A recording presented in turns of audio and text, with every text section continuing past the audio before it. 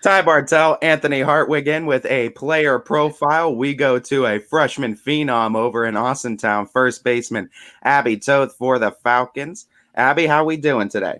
Doing good. I want to first and foremost go all the way back to where this softball career started because I always feel like that's a good starting point.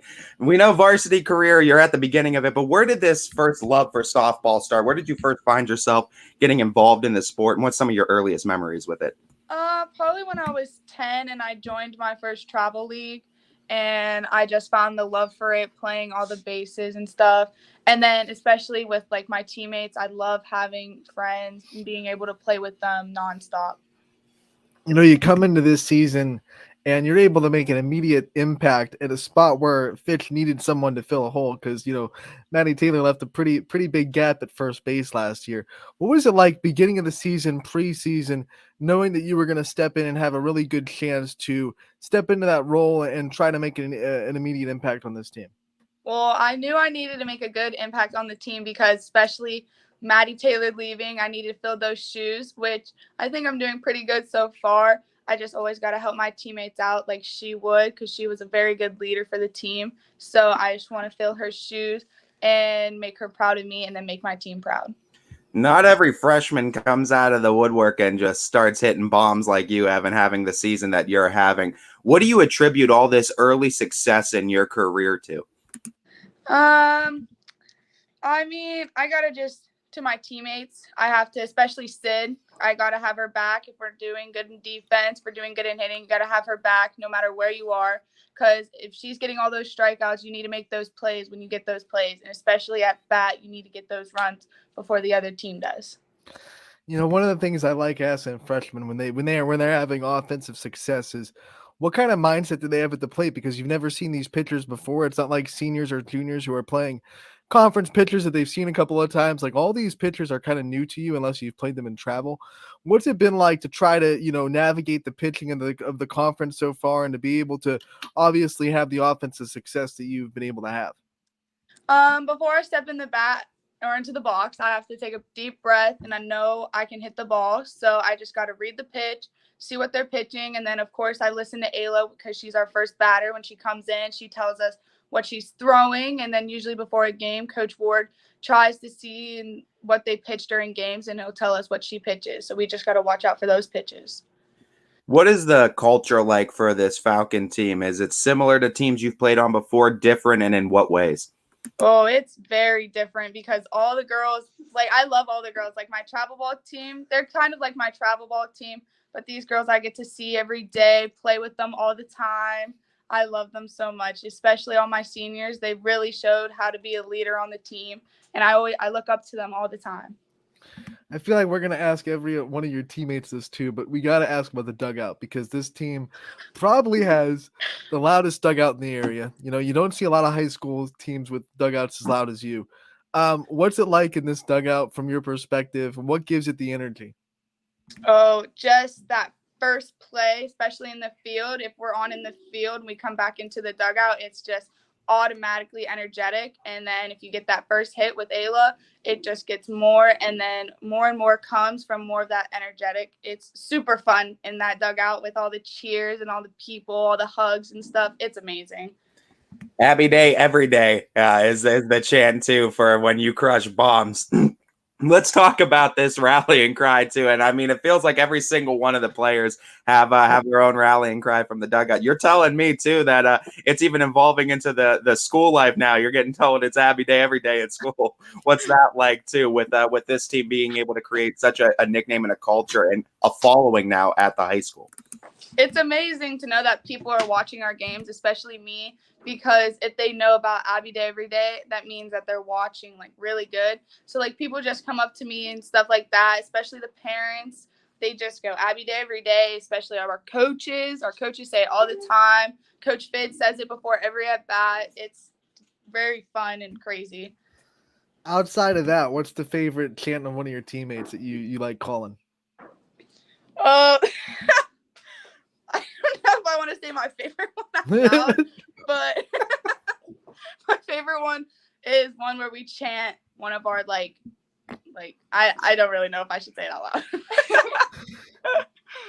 They're kings of distraction in that dugout, no doubt. But I mean, with this lineup too, it is what I've been impressed with is 1 through 9. All of you guys are such talented hitters, and it feels like you feed off of one another. What is it like going up there with the confidence, knowing that you got someone like Tina Montgomery batting behind you and someone like Sammy Severn batting in front of you? It's very good knowing that I can either pick someone up if they make a strikeout or an RBI or a pop-up, and I'll know I have someone behind my back that could also pick me up and help me along the way. One of the things we've always talked about Fitch softball this year is how deep this lineup is and how much you and Tina can do a really good job in the 7 and 8 spot, and the bottom of the order really does a good job, setting up Ayla Ray at the top. From your perspective and seeing all these players do what they're able to do, what's it been like to have such a deep lineup and to be able to set the table up for the top of the order when you're down there at 7, 8, 9? It's just amazing because you know that you have to have a good bottom of the lineup, and then the top of the lineup is what you need. So you can always have a good start with the bottom of the lineup, and then you can have a good start with the top. So you might as well just go through and keep going good. For so many years, I've heard so many players talk about the Myrtle Beach trip being a huge part of the season for Austintown Fitch and kind of a really kind of gelling point for the entire team. Do you feel like that trip kind of did that for you and for this team? And what was that experience like for you going away? I feel like it did really good with us bonding because we had to do a lot of bonding stuff with each other. And I feel like I've gotten closer to all the girls, especially since I was towards the middle of the season. I got a stronger bond, especially with my seniors, which are leaving soon. I'm super sad about that, but also the girls that are only a year or two older than me. It was so fun in Myrtle Beach. Everyone had a blast. You mentioned earlier the things that these seniors are teaching you, and the leadership they're teaching you. So what are some examples of things that you think are going to be still impacted on this team that these seniors are going to leave after they graduate? What things do you think you're going to see, in this program from these seniors after they leave next year? To be a leader. They are very good at that. And also to let things go because you can't stay down in the game. You got to go, got to be consistent. Doesn't matter if you're doing good, if you're doing bad, you got to stay good. They're always really good with that. They're amazing. You got to see them. They're amazing.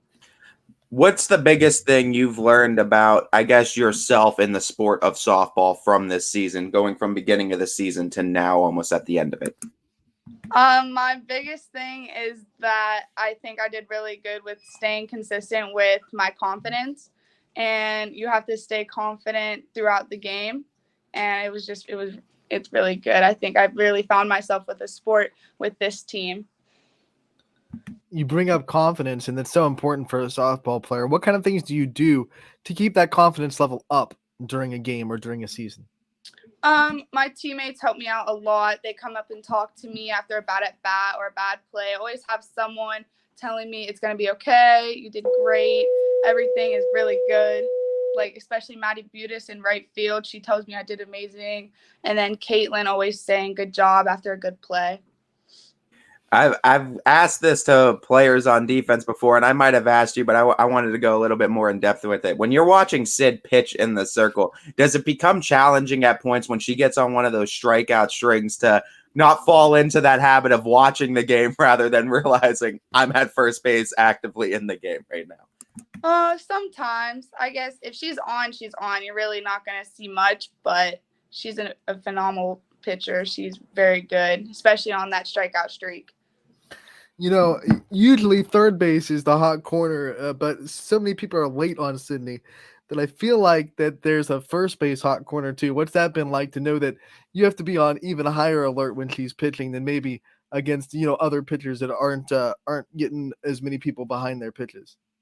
It feels good because usually at third base, they get the most balls, but to know that at first base, I'm going to get something and I'm going to be able to make a play during the game.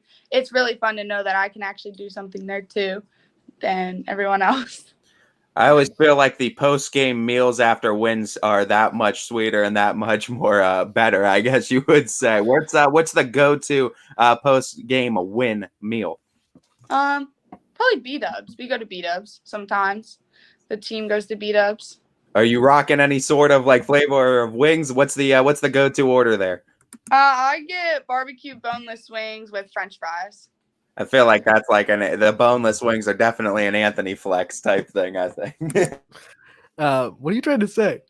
Anyway, we'll go to the next question I want to ask, which is role models. I want to know about the people in your life that you look up to, the people that inspire you, and the people that you can go to maybe on the down times, and they'll really be able to lift you up. My mom especially, she's very supportive with my softball career. And then my moo graduated from the University of Tennessee, which is just amazing. Like, I have her number now from softball, and I really look up to her a lot because she had so many accomplishments, and I want to try and be like her. Those are your role models, but believe it or not, we talk to a lot of these younger girls in the softball youth programs, and they're looking up to girls like you right now in the program. So, and speaking to these younger girls, the middle school, the elementary school age girls too, that are watching these games, they see what Abby Toth is doing, they want to be Abby Toth's level of success. What advice would you give to those younger girls that are in the sport of softball that maybe want to see themselves dressed in the Fitch uniform one day? To just be yourself and know that you can do anything if you put your mind to it, especially with your goals. That's a good one. You talk about goals. It's easy to forget that you're just a freshman and you have so much in front of you in your high school career. What are some goals that you have, to keep raising that bar for your success? To just keep being me, I guess. I got to just keep pushing.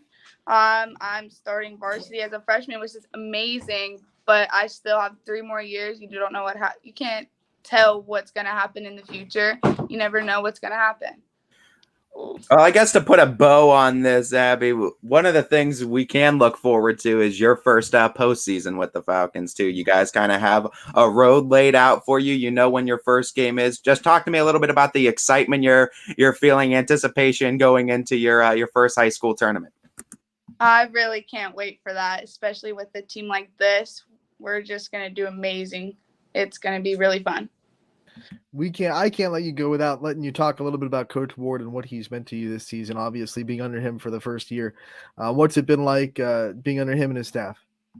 It's fun with Coach Ward, Coach Fitch, Coach Bob, Coach Bruff. It's fun with all those coaches. They really help you out, especially at practices. They tell you what you're doing wrong. They tell you what you're doing right. It's really fun with them. They're a great coaching staff.